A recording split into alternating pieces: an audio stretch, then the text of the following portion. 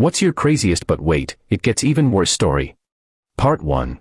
I work as a police and fire dispatcher. This in itself is stressful. In 2017, we were in the middle of a very busy evening with a major accident when I looked in our computer-aided dispatch, or CAD, and saw registration information. I realized it was the car my mom had just bought my 17-year-old daughter. But wait, it gets even worse. The accident was so bad, they were asking for multiple engines and rescues. Then I noticed the traffic units are being dispatched. This only happens with great bodily harm or death. But I couldn't leave, even though by now I had confirmed it was my family on scene.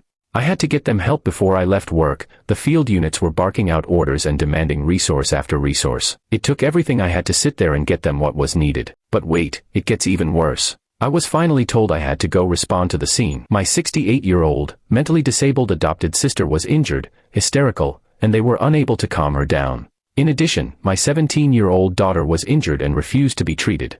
She only wanted to leave and wait at the hospital to hear about her grandma, my mom, who the rescue units had scooped and ran with. This means the paramedic felt my mom had a very slim chance of survival and she might make it out alive if she gets to the hospital quickly. My mom broke her both legs, both arms, all the fingers in her right hand, her pelvis, hip, and back. She was in a medically induced coma. She miraculously survived but was bedridden for the rest of her life. She needed help with everything. She was still lucid. She just never walked again. Throughout the year, she contracted sepsis multiple times. She would refuse to go to the doctor or stay in a rehab facility. She would only go when she was unconscious or not lucid enough to say no. But wait, it gets even worse.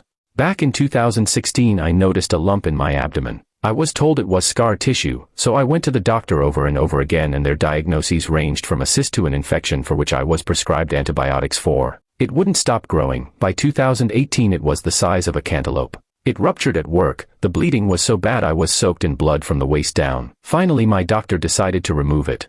They left a huge gaping hole which had to be packed. It kept getting infected, no matter how many times I would clean it and how thorough I was. I was told it was nothing to worry about. After a third massive infection I scheduled an appointment and saw a nurse practitioner because the doctor wasn't available. It was at this appointment where I was asked, "Why aren't you getting treatment for your cancer?" I was told the mass was a cyst, but when it was tested further they found lymphoma. By the time I got to an oncologist, I had stage 4 cancer and 27 tumors.